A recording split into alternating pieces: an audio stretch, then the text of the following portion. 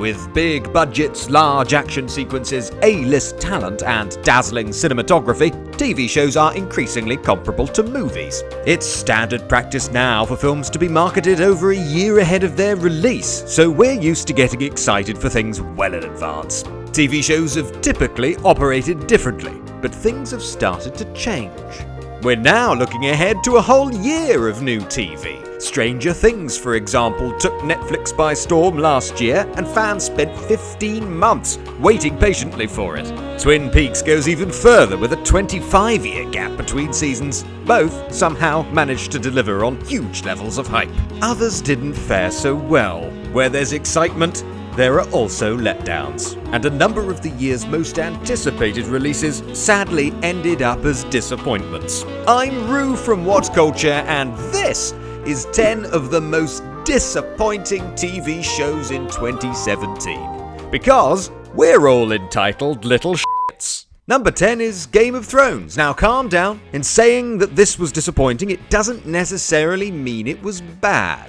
Sometimes disappointing things can just be average, and on occasion, they can be really good. It's relative, shall we say, to our expectations. At this point, Thrones is the single biggest show on TV, with any claimants to its throne falling either by the wayside, The Walking Dead, or still too young to tell for sure, Stranger Things. What with Season 7 being delayed, and its penultimate outing, there was a lot to be expected, but it didn't fully deliver. Yes, there were great moments. The spectacle was as grand as ever. The dragons and White Walkers were finally unleashed, and there were a few lovely character moments too, such as the first meeting of the Eastwatch 7. But that only makes it all the more frustrating that this season was only 7 episodes long. As a result, almost everything felt rushed. Those damn Ravens must have broadband. Storylines that previously would have spanned whole seasons zipped by in a couple of episodes. Certain characters' motivations and conflicts didn't quite fit, and the show took one-sized leaps of logic in order to cram everything in and establish the endgame. It was still very good, mind, but rushed storytelling and logical gaps, they're just not very Thrones. 9 is 24 Legacy. Disappointing might not mean bad, but most of the time it does. Case in point, 24 Legacy. After the reasonably well-received miniseries Live Another Day, Jack Bauer entered his hard-earned retirement, and the 24 franchise lay dormant as Fox figured out what to do with it. They opted for this spin-off, which gave them a chance to reinvent the series and bring in something fresh. It made a good start by casting straight out of Compton's Corey Hawkins, and with the current political climate in the US, there was an opportunity for the series to hammer home a strong message. Failing that, it could have just been an exciting thriller in its own right. Unfortunately though, Legacy didn't deliver.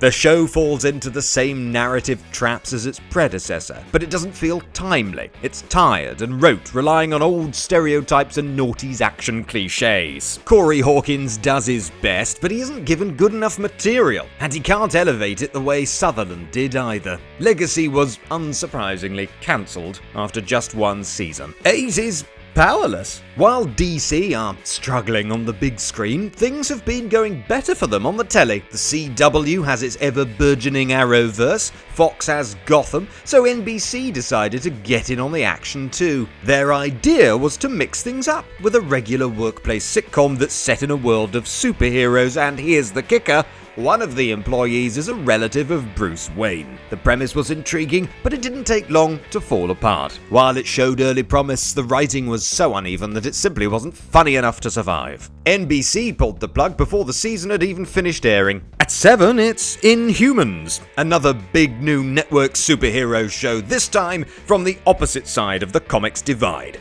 Inhuman was a long time coming to the small screen. It was initially planned as a movie and part of Marvel's Phase 4, but then it got pushed back a year before being introduced in Agents of S.H.I.E.L.D. The movie was then removed from the schedule, but not fully cancelled, and here we are with a TV show instead. It wasn't worth the wait. It's easy to see why Marvel wanted to get the Inhumans on screen in lieu of having the rights to the X-Men, but this saga of the royal family just became an 8-episode soap opera. It never really utilised its unique characters or settings, with the former thin and the latter dull. Not even a giant CGI dog could save it. Number 6, 13 Reasons Why. Unlike most shows on this list, 13 Reasons Why wasn't massively hyped months before its release on Netflix, but it did garner plenty of attention the week it dropped. It went on to become the most tweeted about series of the year. There is a conversation to be had around the series, which sees a teenage girl commit suicide and leave tapes for her classmates outlining the part each played in her life.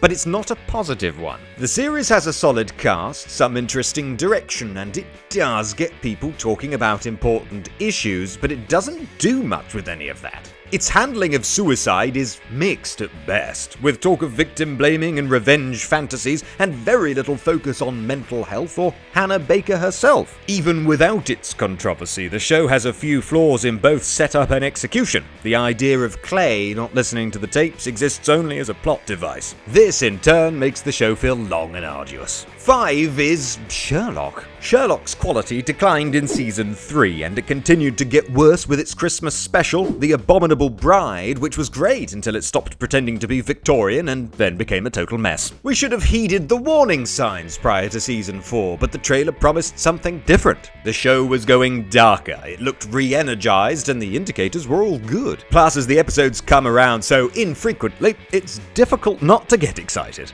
Then they aired it.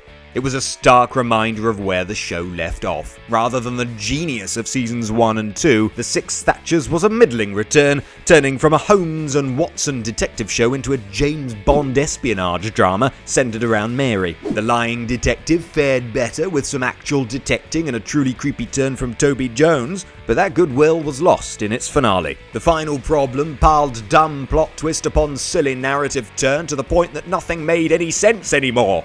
Moffat's lost the plot. The number 4 slot goes to Gypsy. 2017 was a big year for the great Naomi Watts on TV, with the actress having a main role on Twin Peaks: The Return and leading her own Netflix series too, Gypsy. While she was one of the real gems in Twin Peaks, the first Watts-led TV show since 1997's Sleepwalkers didn't work out quite so well, despite its star lead and interesting plotline. The show was billed as a psychological thriller about a psychotherapist who infiltrates the lives of her patients. What could and should have been a thrilling exploration of power and desire instead fell totally flat. No thrills to be found here, I'm afraid. Only cliched dialogue, empty, uninteresting characters, and an uneventful narrative. Taboo's at number 3. Tom Hardy starring in his own TV show created by the actor and his lock director Stephen Knight. What a hook for Taboo! And its premise sounded juicy too. Hardy's James Delaney returns home to England after 13 years in Africa, along with 14 stolen diamonds? This promised strong material for its lead. Add in a great supporting cast including Una Chaplin, Mark Gatiss, Jonathan Pryce and Stephen Graham. Wow!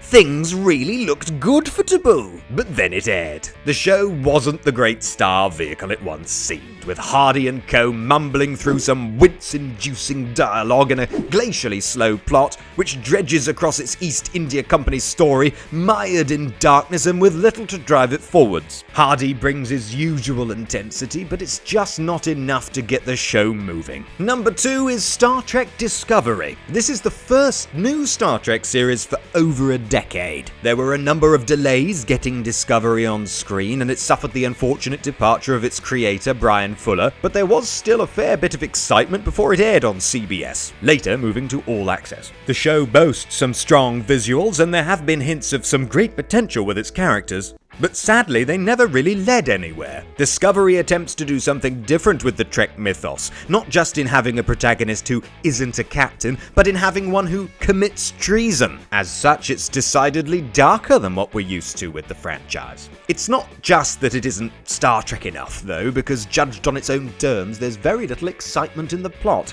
It's full of stock characters, most egregiously the odd couple pairing of Michael and Tilly. There's an unlikable lead and some truly clunky dialogue. At least it went boldly, I suppose. And in at number 1, yes, The Defenders. The Defenders isn't the worst Marvel show of the year, nor is it even the worst Netflix Marvel show of the year. People really need to stop hiring Scott Buck to run things. But it is the most disappointing. Announced back in 2013 when Marvel revealed their deal with Netflix, this was 4 years, 4 series and 5 seasons in the making, in effect serving as Marvel's small-screen street-level version of the Avengers. The Defenders did have some good elements, like whenever it actually allowed its 4 heroes to be together, but such moments were too few and far between.